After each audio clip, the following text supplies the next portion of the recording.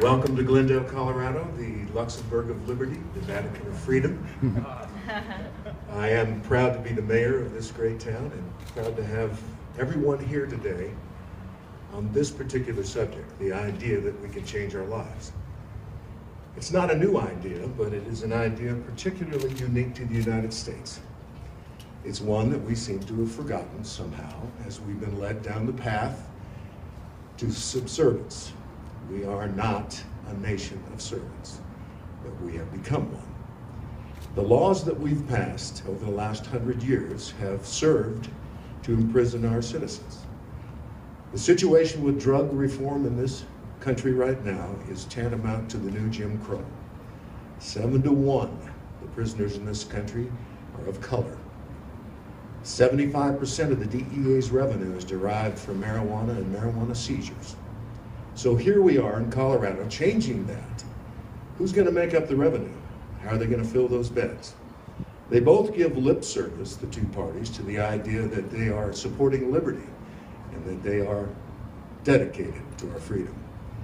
Well, we see Mr. Beaupre bring Chris Christie.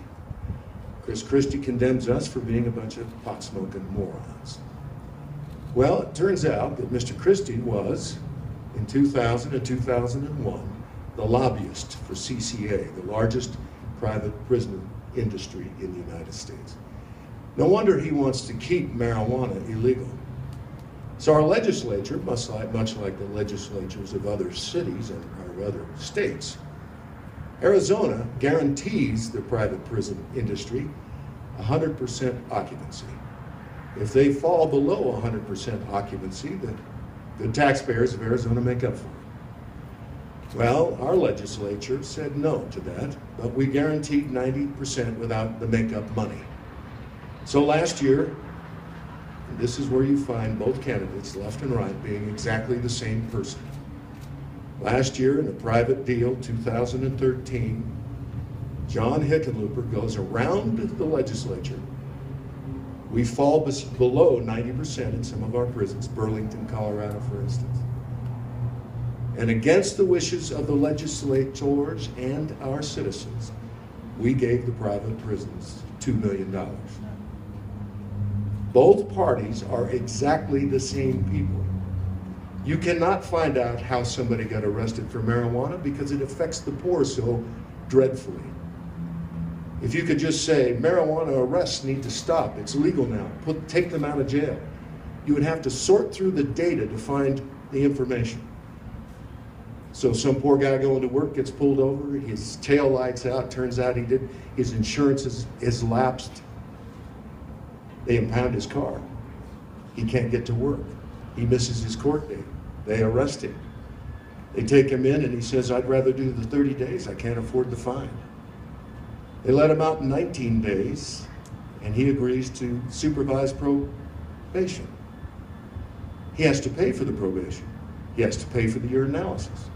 He goes hot for pot. Now he's back in prison, and it's a pot charge. We are turning our prisons into zoos, and on display are our brothers and sisters. And they're using as an example jobs in Burlington, Colorado. LEAP has a great video out, and the LEAP video says, 1930, they got a nice little graphic there of you, the citizen, can order heroin through the Montgomery Ward's catalog in 1930. Drug addiction for our citizens at that point was 1.3%. $1 trillion and millions of lives affected or people dying from this false war. Our drug addiction rate is 1.3%. We see the southern border of the United States and don't ask any questions about the southern border of Mexico. How all of a sudden did people arrive on our southern border? Anybody that's been to Honduras understands that you can't get through the southern border of Mexico. It's full of federales with machine guns. Who picked up the phone and called them and said, let them in? We've got to stop the nonsense. Our country is being inundated by sociopathic, narcissistic leaders who are willing to hire psychopaths to do their work. We can change all that. We can change it on November 4th. All we've got to do is have the willingness to stop doing the same thing and expecting a different outcome, which, by the way, is the definition of insanity.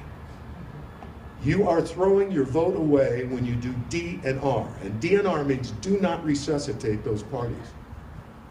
We've had enough.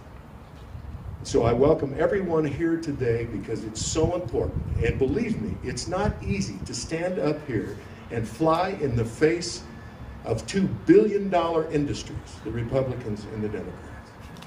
So to find out more, go to Free and Equal. Find out more about me. It's Dunafon, D-U-N-A-F-O-N, F-O-R, governor.com. And thank you for caring.